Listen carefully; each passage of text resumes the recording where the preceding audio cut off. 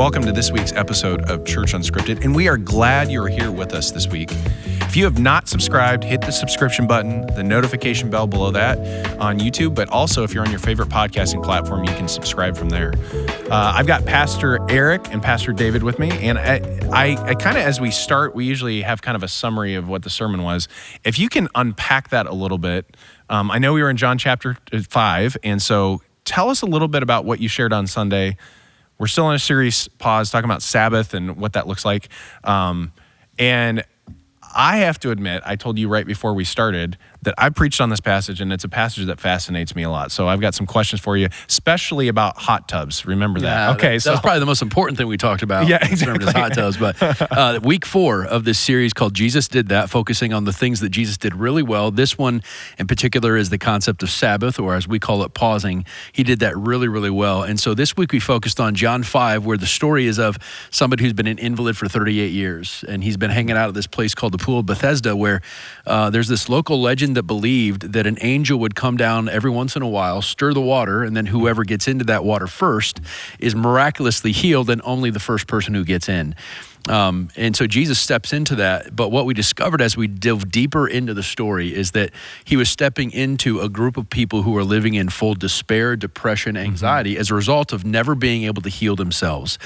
But it was more than that. It was somebody who was living in a place where they had no hope anymore, where their status of being an invalid has now moved into being a victim.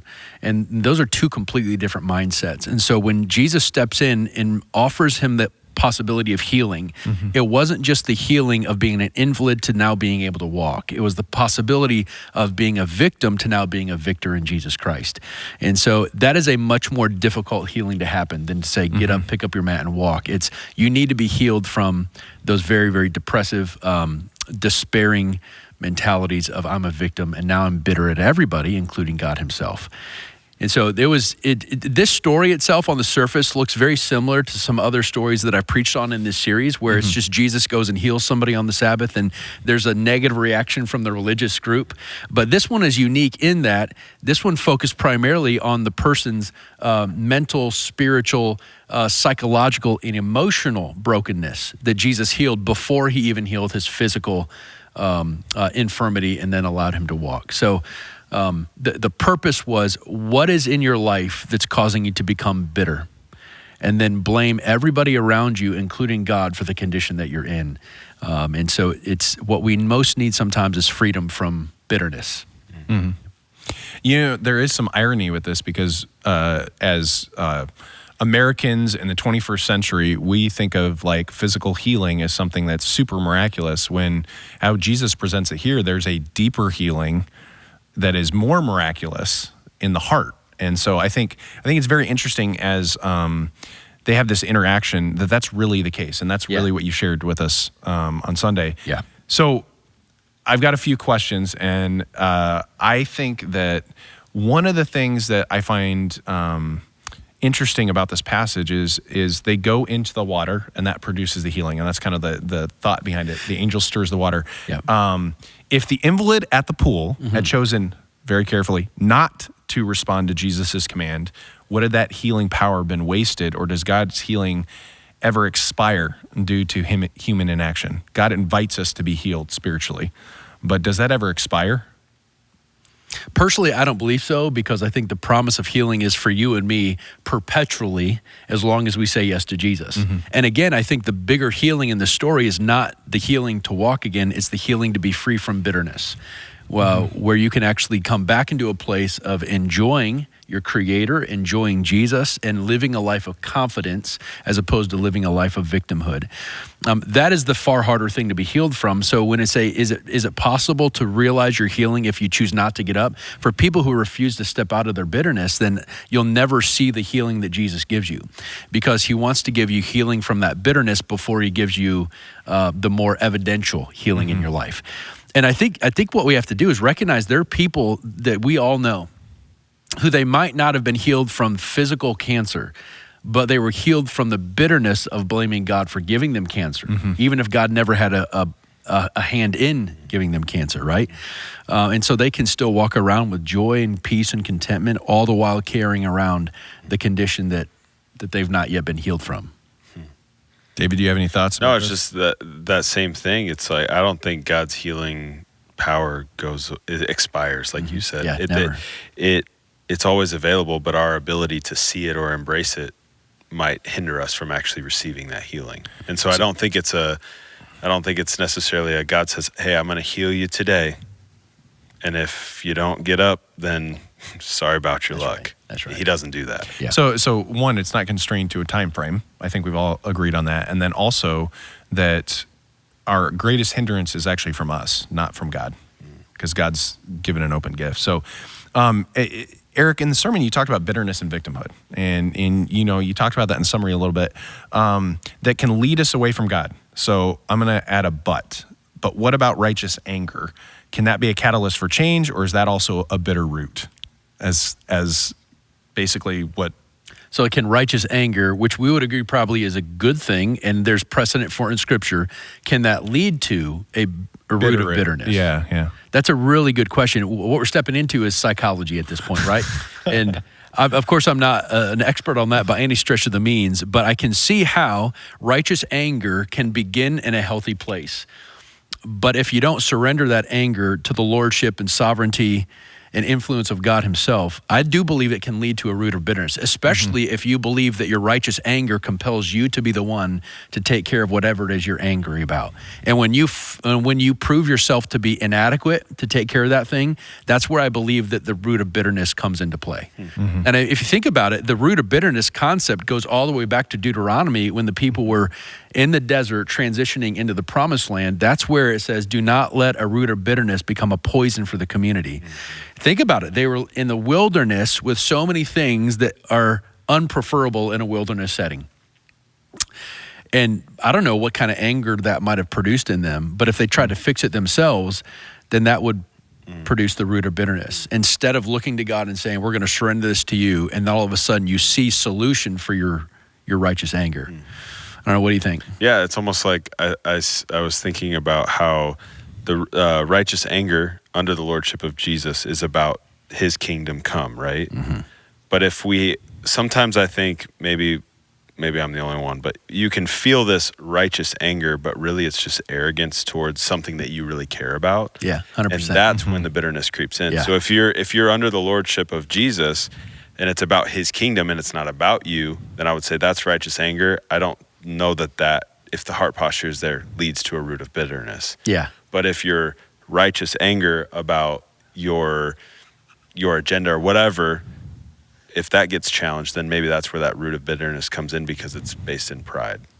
Yeah, so what you're saying is that especially those of us in the church, we might actually have an issue of pride and arrogance and whatever else it might be. We just might call it righteousness. Yeah, because we may see a problem justified. and say, I need to fix this. Yeah. Because I believe in Jesus. Well, yeah, you probably do need to do something about it, but it's not about you. Yeah. And so do you believe that politics, and maybe we shouldn't even get into this. I don't have politics in my questions, so this is a little left field here. Well, all right. Do you believe politics causes righteous anger, or is it the outlet for our righteous anger? You understand what I'm trying to say there?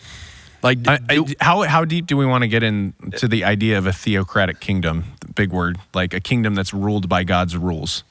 Oh man, we might not have time for that. That's what I'm saying. So here's can we table that? But I think in terms of both philosophical and theological thought over time, like there are things that we want to enact as a result of being a follower of Christ, right? So yes, there is some righteous anger with that. The thing is, politics and theology at no point in our country has ever been more interactive. For example, it wasn't a political thing 50 years ago when abortion was legal, like made legal nationally. It wasn't a political thing because before that, it wasn't political. It was just, this is wrong or right, you know? Mm. And so when you start looking at politics, the reason we have such a struggle in our society right now and culturally is because there's so many things that God talks about, that are talked about in Scripture, that our culture and our laws are not in alignment with. And it's the same for almost every country in the entire world. But that's where some things that are political people see as spiritual, and that's why the struggle is this political, is this spiritual, is this political, is this righteous anger, is this not righteous anger, what is this? Kingdom of the world or kingdom of heaven? Yeah, is it kingdom of heaven? Convoluted pretty quick, can't it? Yeah, so that's what so I don't want to go too far down that route, because if we go down that route, we'll end up talking about, I mean, you can go back all the way to the 60s, different theologians that have talked about it. But not to cut you off, but... Wait, does that mean he just cut me off? Yes, I think so. I did. Sorry. I have a question about the guy at the pool. He's there for 38 years. Isn't that what it says? It says he was an invalid for 38 years. Invalid for 38 years. We don't know how Probably long several of those years several he was at the So pool. is it possible that him staying there was actually faithful endurance and discipline rather than self-pity? How do we tell what the difference is? Because there are people in our world that's what they're doing right now. They are trying to pursue God for healing, and it hasn't happened yet. And is that discipline because they're continuing to pursue healing through God, or is that self-pity because they're just like, oh, I'm gonna keep doing this, woe is me? Well, I mean, I think just by the sheer definition of discipline, I think you could say that he was disciplined in either staying at the pool or showing up at the pool on a daily basis. But discipline does not necessarily mean it's the right behavior. And so if you consider the fact that Jesus' primary ministry in the Gospels was towards the Jewish community, you can probably assume that the person he's speaking to is also Jewish. And from that, the reason he's at the pool isn't because he's trying to be disciplined to heal himself, but because his perspective is misguided. There's so much precedent in the Old Testament that he had access to that said, trust in the Lord your God. And believe in him. But not only that, look to him for your future and your hope. And very clearly, because this pool concept of the angel coming down and stirring the waters is very much a pagan concept. I didn't mention that in the sermon, but it's a pagan concept, a local legend. He was putting his hope and trust in a pagan legend as opposed to the God he should have been looking to. So it wasn't necessarily discipline or faithful endurance. It was more like self-pity. It's like, okay, hopefully this wish will happen. Well, I mean, it revealed it. Jesus asked him the question, do you want to be healed? And I feel like his response reveals his heart. He says, sir, I have no one to put me into the pool when the water stirred up. And besides that, while I'm going in, someone steps before me. He's saying, like, what do you want me to do? I'm trying to do all I can. Like, I'm just stuck here. I can't get out of this mess because I'm not fast enough and no one's here to help me. That's right. His heart is filled with pity. Which honestly shouldn't surprise us when we recognize that when you turn your faith and trust into any other God or system other than God himself, you inevitably feel dissatisfied and discontent. So I'm not surprised that he feels this way. I think that's God's design for this person to no longer feel satisfaction when he's given himself to some pagan kind of system or hope. Because that's the case throughout the entire Old Testament. Whenever the people of God gave themselves to another God, they always came back dissatisfied and discontent until they found their assurance and hope and fulfillment in God himself. And I think whenever you do that, you're inevitably going to be dissatisfied, and there comes self-pity and there comes bitterness because you're not being satisfied. Why aren't you being satisfied? Well, it's not my fault. It's somebody else's fault. Maybe it's even God's fault for not satisfying me. Well, the problem isn't God. The problem is you gave your heart and your mind to a different system, a different God that is never going to satisfy you. I think a lot of us can identify with that because when we chase other things, part of the reason we came to faith is because we were chasing other things like he was. And you address the fact in the sermon that it wasn't just a physical healing, it's spiritual. So this passage has there's a little bit of a context here that I don't want to say disturbs me, but it's something that I think we should unpack here. And you couldn't have unpacked this in a sermon, but if Jesus avoids validating victimhood, if he avoids that, how do we navigate pastoral care with someone that their trauma is real and not just self-pity? Like, how do we balance the fact of like, I'm not going to let you live in your pity for yourself and your victimhood and yet, and care about trauma. But then also on the other hand, it's like, stop being a victim. Like, I mean, you guys have ever seen the psychology video where it's a Mad TV skit? He's like, stop it. And then everyone's like, don't do it that way. But it's like, but that's honestly, Jesus here, that's kind of what he does. Do you want to be healed? Like, do you want to? Stop it. Like, just go in the pool. You're going to get healed. So, Well, not go in the pool. Well, yeah. Embrace healing from Jesus. Embrace healing. Yeah. I find it interesting as you ask that question. Jesus says, "Get up, take your bed, and walk." He could have said, "Get up and go," but he said, "Take your bed." And it almost, to me, seems like Jesus is saying, I want you to carry your bed as a reminder of where you've come from. Yeah, it was hard, it was hurtful, it was painful, 38 years of laying on it. But now I want you to carry it with you as a testimony of what I've done in you and through you. And so I think my encouragement to those people would to say, don't leave your mat, take it with you. And like the trauma is real, but it's also your greatest testimony. And so like, embrace Jesus's healing, but then also share that with others.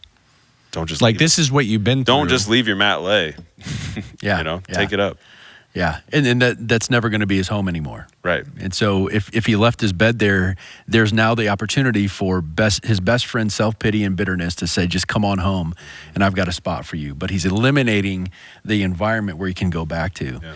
And I like the question, John, because I think as parents, we deal with this all the time with our kids. Mm-hmm. And so when our kids don't want to do hard things, whatever that is, whether it's every day, room, what are you talking about? Sport, do their homework, whatever that is, right? There's almost always, I don't know if your kids do this, but I think my kids do. There's always an excuse for why they're not doing what they ought to be doing. And so as parents, I think our prerogative and our obligation is to not give any kind of credence to the excuse, but get back to the reason why they aren't doing hard things. You just don't want to do hard things, and you want to have an easier life, and you just want to do what's fun. And so I think what Jesus did is he gave a ton of attention to the man and to his future healing, but he didn't give any time to validate the excuses that kept him on that bed. Mm-hmm. And I think that as good parents, we need to do that too. And as a good Heavenly Father, he does that to us. Well, and some of that is Jesus was there with him in that. Yeah. He acknowledged that he needed healing too. Yeah. But he also didn't give in to all the things that came with it, all the pity that the guy was feeling. Mm-hmm. And David, what you guys said, I think ties it all in on a bow is you were talking about parenting. Well, I think that relates to a lot of relationships. Mm-hmm. If someone comes to you and they have excuses, you're like, okay, so where's this coming from? Mm-hmm. What's the root? Yeah. And really there's a reason why we should move forward with this or do that. The self-pity stuff is what I really locked into on the sermon. I don't know if that was like everyone else's application, but if self-pity leads to a root of bitterness, are there scenarios where self-reflection, lamenting are actually commanded by God as a part of healing? Lament feels a little bit like a fine line between godly pity and selfish pity. So there's that fine line of where does self-reflection and lament where is that a part of our healing? I love that question because we needed to make that distinction, and I'm glad that you brought it to the surface. Because clearly, especially in the book of Psalms, there is lament after lament after lament. And just on the surface, it might look like self-pity. Yeah.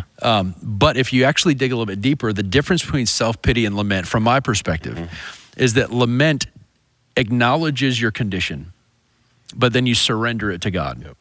Self-pity acknowledges your condition, and then you hold the condition in.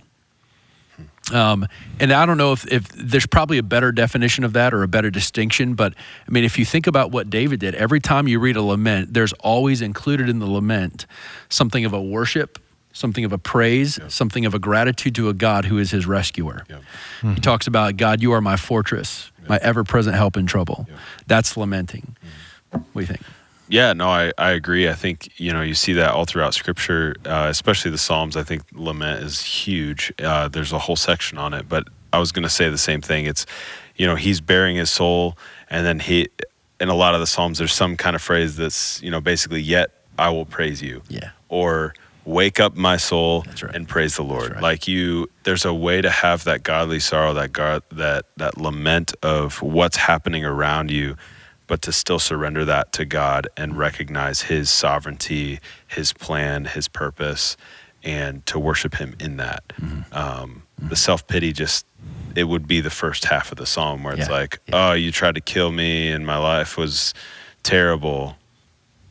ugh. Yeah. You know, like that's so that's the difference. So right? Your Psalms would not essentially, be what I'm hearing, and maybe you guys can, I want to have a little back and forth about this, because there's also godly sorrow, worldly sorrow. Godly sorrow leads to repentance. Worldly sorrow leads to basically maybe another form of self-pity, right? You're just, woe is me.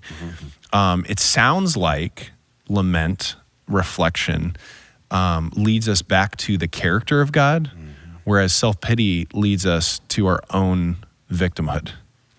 Is that kind of how you guys are defining the line? I agree, 100%. Okay. Yeah. So that's, I think that's really like the center part of even this passage is Jesus is saying, okay, this is who I am, versus saying this is, you're trusting in this pagan thing. He doesn't even address it really. He just goes, hey, take up your bed and walk. He doesn't care about that at all. Which is why I really think one of perhaps the most important practices that you and I can have on a Sabbath, given that we're in a Sabbath series, is to take time to surrender whatever condition you're in. And if you do that on a weekly basis, it might be some kind of issue at work that really hurt you, or a boss that said something that really negative to you, or perhaps something you and your spouse did to each other. And if you just hold that in, that's where the self-pity comes in and just turns you into a bitter victim. But on a Sabbath experience, when you now have the time apart from work, apart from pressure and responsibility, you say, here's what's going on in my life, Heavenly Father. I'm going to surrender it to you. And all of a sudden you see God lead you into a place of victory. Well, it's real life. Romans 12.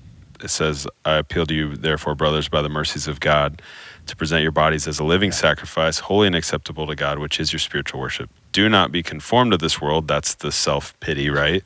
But be transformed by the renewal of your mind, that by testing you may discern what is the will of God, what is good and acceptable and perfect. So it's in that the Sabbath gives you an opportunity to allow your mind to be transformed, because you're embracing that rest, and you're actually spending intentional time saying, I'm going to look to Jesus, and I'm going to allow my mind to be transformed. The more we can think about Jesus, the more our minds will become like Jesus, right? And I mean, 2 Corinthians 3 says the same thing, that we, with unveiled faces, when we look to Jesus, will behold, be transformed from glory to glory. It's that process of continuing to see more of Jesus in our pain. Yeah. And when you say it that way, every time we have considered Sabbath to simply be, I'm going to sit on my chair and watch football all day and not actually move a muscle, it's like, well, man, we're so short-sighted. Yes. But an opportunity for your mind, your heart, your soul, your spirit to find rest from the things that want to turn you into a bitter victim. Yeah, absolutely. So on a totally light note, you briefly mentioned hot tub sales and getting commissions from that. Now right? we're You getting remember to the that? meat of the Remember that? conversation right here. Let's So go. on a serious note, though, how do we keep Sabbath? I think this is a good time to ask this question. How do we keep Sabbath from becoming commercialized or commodified in a consumer culture? So like you just mentioned, it's consumerized. I'm gonna spend Sunday watching football. Like you just commercialized Sabbath. That's my rest. That's my Sabbath. And in reality, I don't know that it's that. And we just said it wasn't. So can we talk about that a little bit more? Yeah. Well, I should probably clarify. I don't mean that you shouldn't sit there and watch football on the Sabbath. I think that is a very practical and healthy thing to do, especially if you love watching football and that's restful to you. What I'm saying, if that's the only thing that defines your Sabbath, it's short-sighted. Yeah. Because it ought to be more of a spiritual, soul-based experience that can be expressed in physical realities too. And so the it's reason, part of Sabbath. Oh yeah, it's the not reason all of that I Sabbath. can sit and actually enjoy in peace, like watching a football game, is when after I have first surrendered the things that are causing anxiety in my soul. So the physical expression of a Sabbath ought to flow out of the spiritual reality in your soul. I think it's more about Sabbath isn't for mind numbing. That's right. Opportunities. Yeah. It's about like that renewal, that reflection. And so if you are watching football and all you're doing is numbing the pain or numbing numbing the opportunity to be transformed in your mind, then it's not going to be effective. It's just commercialized. Yeah. But you have to be intentional about pursuing that intentional. I said intentional, whatever. We're tracking with you have to be intentional about pursuing that rest with Jesus in the transformation of your mind in order for it to be successful. Because this past Saturday, we had a Sabbath, air quotes, Sabbath. And at the end of the day, Katie and I were like, do you feel more exhausted than Yeah. when we started? Yeah. And it wasn't like we were doing bad things. Right. And we really didn't do anything. We weren't just sitting around watching TV, but it was like, what did we do today? And why do we feel more tired? And so then that is also an opportunity for reflection. That's right. So why was today not that way? And how can I become more of that? I think we just hit on a really big point. What you guys just talked about, and what we talked about a few minutes ago, was reflection. Yeah. I don't know that our society, we reflect enough. Well, we don't have time to reflect. I mean, we are just moving and moving and moving. And then when we're not moving, we fill our brain with YouTube and social media. So feeds. if we were to give the first practical step towards a Sabbath lifestyle, I feel like reflection is the first step. That's a great idea. And it doesn't have to be long periods, but just 5 minutes or 3 minutes here and there. But actually, like, we have to be intentional, because otherwise we're going to open our phones and start scrolling or whatever. But I think especially what you shared Sunday when you were talking about the mat. I'm going to pivot again away from reflection, but I really do think reflection is a very easy. It's like low hanging fruit. It's just like, okay, I'm going to start reflecting more. Yeah. Sunday, Eric, you were talking about not letting your mat be left behind, and you alluded to that a little bit earlier. Is there any risk in carrying reminders of our wounds where nostalgia or testimony can be an unhealthy fixation? You know, I remember being in youth group when I was young, and I always wanted to have a good testimony. Like, we've had these people come through and they're like, man, I was a coke addict and I did this. And I'm like, yeah, I want a testimony like that. I love Jesus. Yeah. And then it's like, wait a second. No, I don't want that pain. You know, I'm old enough now. I'm like, no, take away the pain I currently have. You know, like, I don't want to have a difficult life. Yeah. And so, like, how could that become unhealthy maybe? Is there ways it can become an unhealthy fixation that we just talk about, okay, this, like, you know, like having the testimony be more powerful than the gospel, you know, in essence? Well, I think that's a risk you're going to have to take. But I mean, one of the reasons why when people who have a past that is kind of off the beaten track, and then they have lots of tattoos that they now, as a follower of Jesus, disagree with the messaging of the tattoo. I'm not trying to say that Christians ought not get tattoos. That's another conversation. I don't really believe in that. But you're a different person than you used to be. And so you now disagree with the messaging of your tattoos. I tell people, don't get those covered up. Because now you have a visual testimony that people often ask about. It's like, tell me about your tattoo. Well, now you have an opportunity to tell them how Jesus saved you from your past. And so it's the proverbial mat that you're carrying with you that gives you the platform to speak more about Jesus. If you just forget about it, neglect it, nobody knows about it, then I think your opportunities are greatly diminished. Mm-hmm. Yeah, I think it's true. That's true. Nothing to add. No more else to say. No, I was thinking kind of on the flip side. We're not trying to contradict you, Eric. Well, yeah. Whatever you say. Don't do that. I'm just kidding.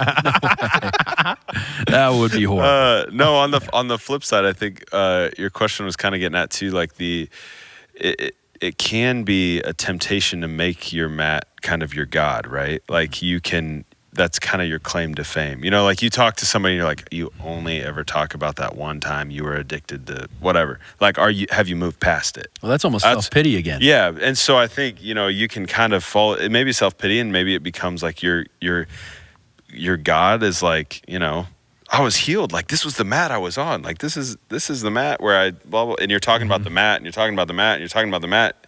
And again, like kind of what you said, you're like, where's the gospel, like, in relation to the mat? And I think that's the important thing, is like, how much are you talking about Jesus, and how much are you talking about what you were saved from? Yeah, that's a good. You know, when you hear a testimony, sometimes people focus so much on the sin and what they were in, and then you hear like this much about God. Yeah. You know, you could have a 30-minute testimony, and you're like, okay, where are we going with this? Where's God in this? My favorite testimonies, but I want to hear what God's doing today. Like, that's cool that you're carrying the mat, man, but where are you at today? Yeah. Like, that's what I want to hear. I want to hear that God's still at work, moving, and drawing people to himself. Absolutely. Even though you have this, you know, history of whatever, I want to hear today what's going on. Well, that's what Paul does, right? when he describes his story of moving from Saul to Paul and the miraculous transformation that God gave him, I mean, there's several times he's like, you know what, I was a part of the best tribe. I was zealous for Judaism. And he lists about half a dozen things that he used to be. But then very quickly he goes into, I consider all that stuff junk. Yep. Now I'm all about Jesus. And everything after that statement is all about, here's what Jesus has saved me into and who he is. Yep. I desire to know nothing except Christ and him crucified. Yeah, absolutely. Yeah, I think this would be a good question to kind of close our time with. But it's not about a hot tub? No, it's not about a hot tub. This one's actually very serious. I know. About hot tubs. I know. We should talk more about hot tubs. I don't know. Yeah. I want a hot tub. Someone want to buy me a hot tub? No, just kidding. So, Eric, on Sunday you mentioned New Testament Sabbath practice as kind of a contrasting Old Testament Sabbath, New Testament Sabbath is what I'm thinking. It's what are Old Testament Sabbath practices that are still essential? And is there anything Jesus would just have us leave behind entirely?